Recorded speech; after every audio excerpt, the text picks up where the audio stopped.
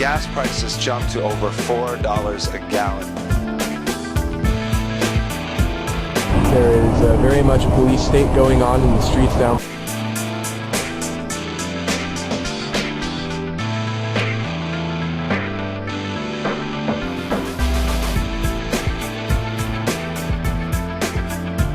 One way or the other, we're all in this together. This is our local farmers market. This is the jinx. This is peak profit. Cal here.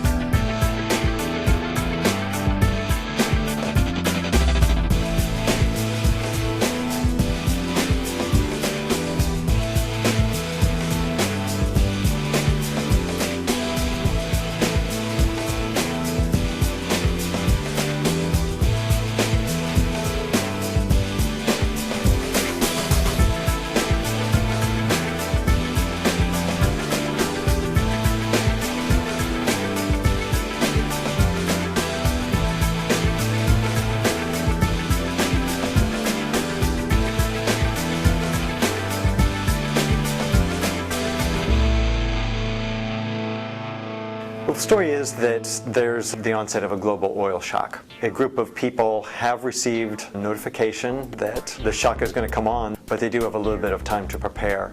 And what they prepare is the World Without Oil website at worldwithoutoil.org. And they want to collect the stories from everyone who's going through the oil shock.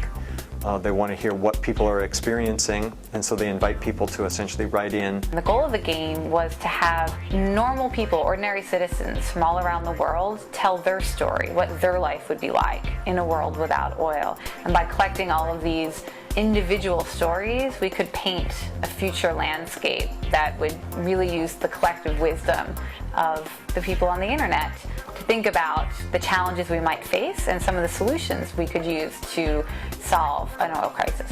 ITVS has been promoting innovative public television for over 16 years, and we wanted to take the next step to talk about new ways of telling stories. World Without Oil was an amazing project. It was innovative, it was smart, it promoted social issues, it hit all the marks of our mission, and plus it was a game. And on top of that, it was an alternate reality game. Alternate reality games are different from most computer games or most video games. The most important thing about them is that it's not role play, it's real play. You're not playing a character, you don't have a little 3D avatar. In the game, you're yourself, and you talk about your own life and your own everyday circumstances, except you talk about them as if the fiction of the game were true. We are nearing the end of week 5 of the 2007 oil crisis. People were able to participate in World Without Oil kind of through their favorite communication method. A lot of people blogged, other people made videos. There were a lot of people who just played by email. You could phone in.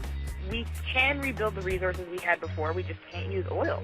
And then people also created images or put together image series kind of showing what was going on in a world without oil.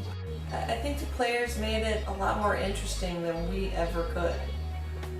With all the different viewpoints, and some wrote about how their lives had barely changed at all, and others had guns and built a wall around their city.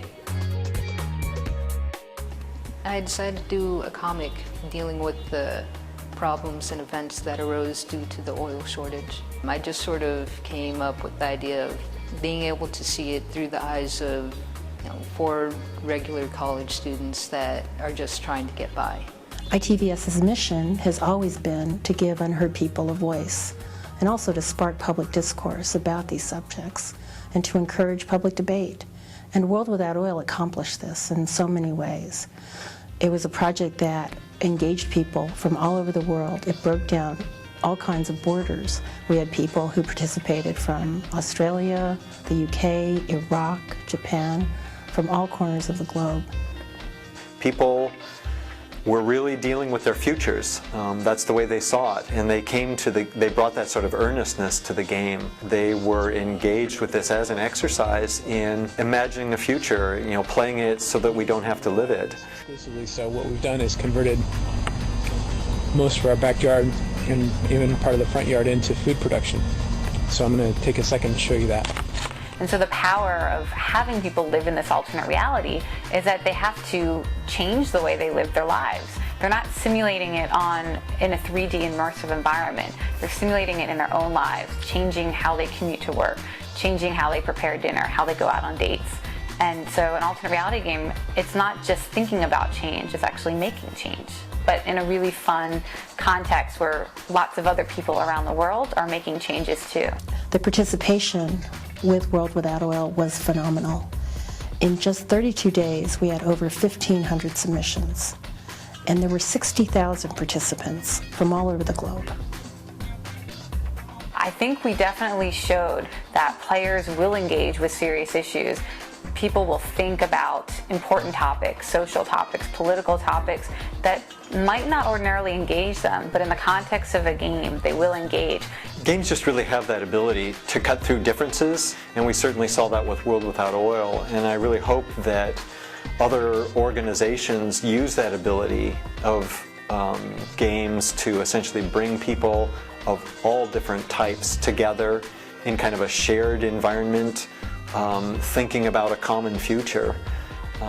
That's really the potential we were going for with World Without Oil.